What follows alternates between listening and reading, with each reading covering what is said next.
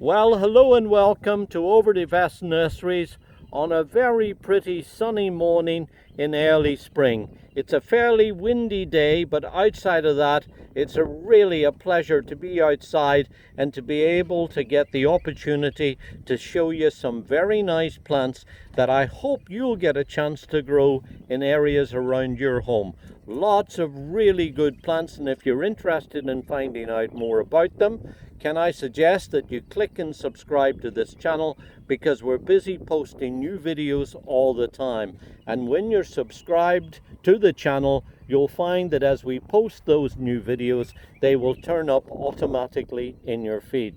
Now, we have lots of really good plants to tell you about, but right here on the front of this wagon is one in particular that I really want to show you, and this is a gorgeous little pink flowering variegated form of the bugle. This is Ajuga Pink Lightning, which is absolutely breathtaking with its gorgeous pink flowers and this lovely variegated foliage that takes over when the flowers begin to fade. Now, I mentioned about the flowers fading. It flowers strongest now in springtime, and then will often come back to give a nice flush into the fall too.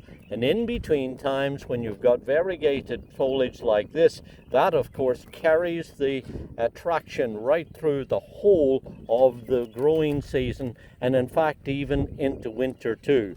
Because in mild areas this plant will be evergreen, and in colder areas it will be semi-evergreen. Add to that the fact that it is very hardy and easy to grow and highly reliable.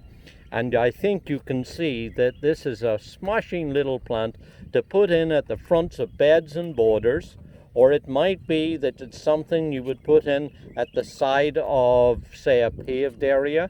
You might have it creeping and spreading out over the sides of paths and driveways, or you might even consider putting it into containers.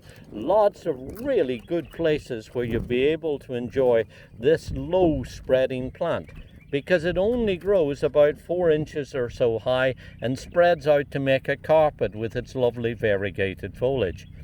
The neat thing about it also is that it requires very little maintenance. If you wish, when the flowers begin to fade, you can go in with a pair of hedging shears or snips and just snip off the old flowers' heads. That will help to concentrate the growth into the ground covering foliage.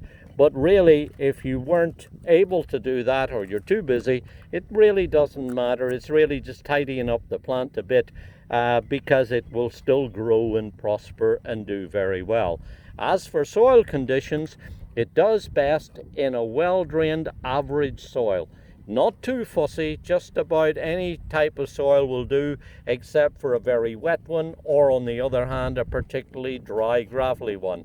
An average soil, and when you plant them, incorporate plenty of organic matter too, because it will really love to have all of that humus down here at its root system. That means that it will be able to be nice and cool and keep on growing and producing lots of foliage, which of course is what you want as a ground covering plant. What's interesting also about it is that the foliage is normally left alone by the likes of deer and rabbits. So it's really a very, very useful plant that I hope you'll get a chance to grow. It will work on large sites if you're going to plant large drifts of them, and it will work on very small, tight, compact sites too, because it is so small and really just a dainty little plant for those uses. What I find interesting about it is that it turned up as a sport at Sunny Border Nurseries in Connecticut. It was found there as a sport on a purple flowering green leaf form called purple brocade. And they noticed that it had this beautiful variegated foliage, and then when it flowered, the flowers came up with its gorgeous pink coloring on them. And that's what makes this, I think, an outstanding variety that I hope you'll get a chance to grow. This is Ajuga Pink Lightning.